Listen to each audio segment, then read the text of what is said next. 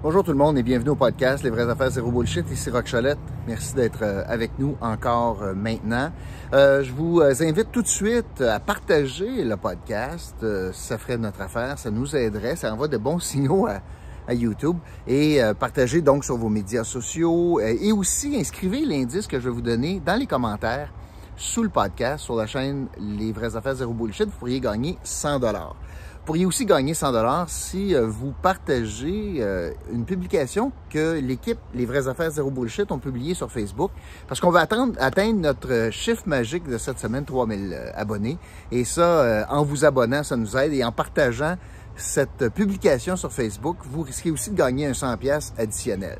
Je vais vous parler de C-Focus. Vous avez un commerce et vous voulez faire analyser votre site web, votre site transactionnel. C-Focus est là pour ça. C'est mes partenaires, ce sont mes partenaires dans le podcast et il suffit de simplement communiquer avec eux. Ça va nous faire plaisir. C'est tout à fait gratuit. Je veux, pas long aujourd'hui, vous parler du point de presse de Doug Ford qui tourne un tour de plus à ces mesures contre la pandémie. L'Ontario tombe dans un véritable 4 semaines de lockdown, de rester chez vous. Là, il y a beaucoup de mesures qui sont annoncées sévères, notamment que il faut rester à la maison, sauf pour ou bien aller pour des services essentiels, des biens essentiels dans les magasins ou pour aller travailler, mais à peu près ça, c'est à peu près tout. Ils vont pas jusqu'à imposer un couvre-feu, mais demandent aux gens de rester chez eux, ferment les commerces non essentiels à partir de minuit ce soir. Et ça, pour l'Outaouais, je vais vous parler de ça en particulier, ça pour l'Outaouais, ben c'est grâce au gouvernement Ford qu'on a des mesures qui sont pareilles ou qui sont appariées. Puis je veux parler de ça 2 minutes. Le gouvernement du Québec a annoncé il y a une semaine des mesures supplémentaires pour l'Outaouais et Québec. Pourtant, le premier ministre avait dit qu'il était en négociation avec l'Ontario pour tenter d'harmoniser les mesures, les contraintes sanitaires. Quand l'Ontario a été questionné là-dessus, essentiellement, la réponse, c'est « j'ai aucune idée de quoi il parle ». Et ça a fait en sorte qu'il y a eu des différences de mesures pendant tout le temps. Même la semaine qui vient de passer, la semaine dans laquelle on est, il y avait des mesures, notamment pour la fin de semaine de Pâques, plus sévères au Québec qu'en Ontario. Puis c'est parce que le gouvernement de l'Ontario, ce soir, va imposer quelque chose à sa population que finalement, on vient rejoindre les mesures du Québec. Puis ça va se prolonger pendant 4 semaines. Je pense particulièrement, je vous donne un exemple. Tu sais, on pense pas à ça, là, mais je vous donne un exemple. Au printemps, il y a une fièvre. Il y a bien du monde qui a une fièvre au printemps de changer d'auto. C'est drôle, il y a plein de gens autour de moi qui ont changé de voiture.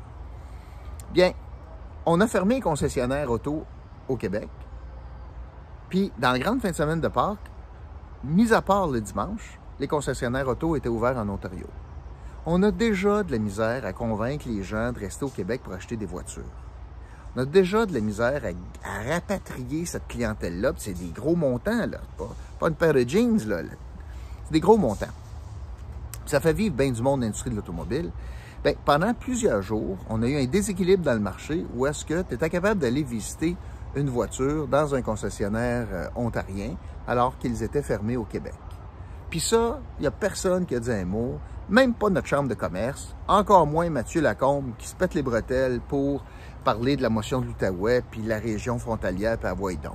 Fait que là, on est obligé de remercier le gouvernement Ford qui, puis là, c'est rendu l'enfer d'un soins intensifs en Ontario, décide d'utiliser la méthode forte. Va très loin dans les zones notamment plus sensibles, les zones les plus chaudes.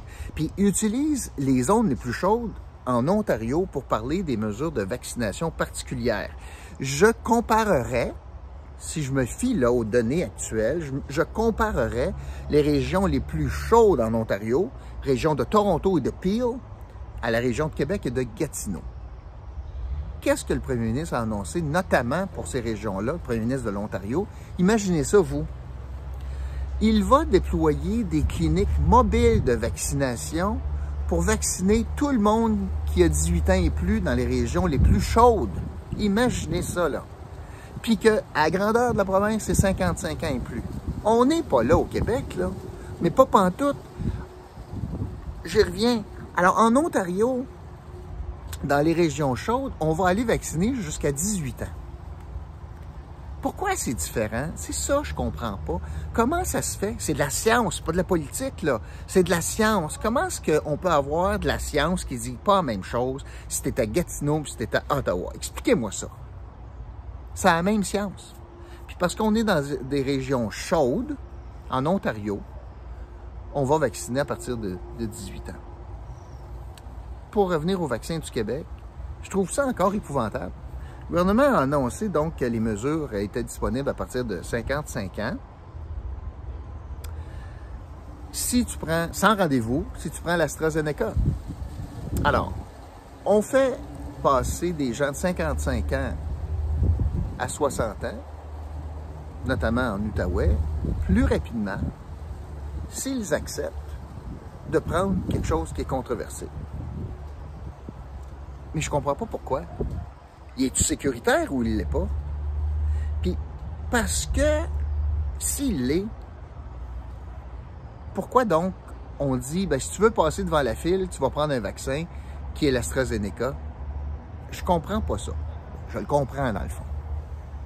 Je le comprends. Et le monde a peur de ce vaccin-là, puis ils sont pognés avec. Fait qu'ils veulent l'écouler. Fait qu'ils disent, puis Christian Dubé a été clair là-dessus, si vous ne voulez pas attendre avant juin, parce que c'est ça qui va vous arriver, là. Si vous ne prenez pas AstraZeneca, là, le monde de 55 ans, là, vous allez attendre jusqu'en juin. Fait que si vous voulez passer devant la file, aidez-nous à écouler notre stock, parce qu'il y a eu de la mauvaise presse, puis on n'est pas capable de vous rassurer que le vaccin est sécuritaire. Moi, je suis dans cette catégorie-là. Moi, je pense que je vais y aller, mais est-ce que j'ai une crainte, une petite crainte de thrombose? Il y a une toute petite proportion qui s'est arrivée, puis tout, honnêtement, non, pas bien, bien. Mais je me suis posé en question. Est-ce que je peux comprendre les gens qui ont des craintes? Bien, tout à fait. Surtout comment le gouvernement l'avance, ou il l'annonce, en disant, je suis pogné avec. Il ne dit pas ça de même, là, mais je suis pogné avec. On n'est pas capable de convaincre les gens qu'il est sécuritaire, donc on va faire passer des gens devant la file. Fait que dans le fond, aujourd'hui, je voulais vous dire ça, un autre tour de vis, puis une autre saga COVID. J'espère que, avec mes commentaires, il n'y a pas personne qui pense que je prends pas ça au sérieux, hein, bien au contraire. J'ai bien des gens même qui m'écrivent pour dire que je joue le jeu du gouvernement, que c'est pas vrai, que c'est pas si pire que ça, que c'est pas pire que la grippe, que c'est tout machinal, tout organisé avec le gars des vues. Une opération machiavélique, planétaire. Moi, je crois pas ça. Excuse, je pense qu'il est vrai, le virus. Je pense que c'est vrai, là. Je pense que le monde autour de moi qui sont décédés de la COVID, c'est probablement pas mort de leur mort naturelle comme ça, là, la semaine passée. Je prends le chef, là, le Dubois, là. Pas convaincu, là, tu sais, 4 jours, virulent, pas mal. Est-ce que je pense qu'il y a des effets importants sur les hôpitaux? Oui. Sur les soins intensifs? Oui. Puis là, il y a un effet domino. Là, le délestage, puis les soins intensifs sont pleins, puis toutes sortes de conséquences à ça, parce que la vie continue aussi, là. Et en terminant, je vais vous parler, en parlant de l'Outaouais puis des hôpitaux, comment ça se fait qu'on est encore pas bon en matière de délai d'attente pour prendre un examen COVID, mais aussi, surtout, pour avoir les résultats. Comment ça se fait que ça prend des jours et des jours et des jours, alors que, en théorie, là, je vais prendre son expression, Mathieu Lacombe, on avait une Ferrari dans le garage. Puis là, manifestement, il y a des affaires que je comprends pas. Parce que j'ai une crotte sur le cœur par rapport à ça. Parce que je trouve pas ça correct, ce que Mathieu Lacombe fait en matière de santé, en disant essentiellement 2 choses. Tous les problèmes de santé, c'est la faute des libéraux. Puis la solution, c'est un prochain hôpital, dans 10 ans. Là, il peut pas blâmer les libéraux. Il peut pas. À date, en Outaouais, en santé, il a fait 0 comme dans 0. Il n'a pas mis d'argent de plus, il n'a pas eu de prime aux infirmières, il n'y a rien. Le statut particulier en santé qui existait, il existait grâce aux libéraux. La faculté de médecine qui va ouvrir ou qui est ouverte maintenant, là, ça, c'est les libéraux, c'est pas lui. La CAQ n'a rien fait en Outaouais pour la santé à ce jour, sauf annoncer la promesse d'un futur hôpital avec quel personnel, on l'ignore. Mais là, comment il défend ça, là, qu'on est encore ça prend des jours et des jours et des jours à avoir des résultats en matière de COVID. Il a fait quelque chose, je devrais me corriger. C'est vrai qu'ils ont fait quelque chose en santé. Ils ont mis tout le blâme sur l'ancien PDG qui ont crissé dehors. Qu'est-ce qu'a fait la nouvelle de si extraordinaire?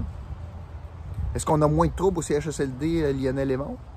Est-ce que ça a mieux été? On fait quoi, là? On est là parmi les pires régions.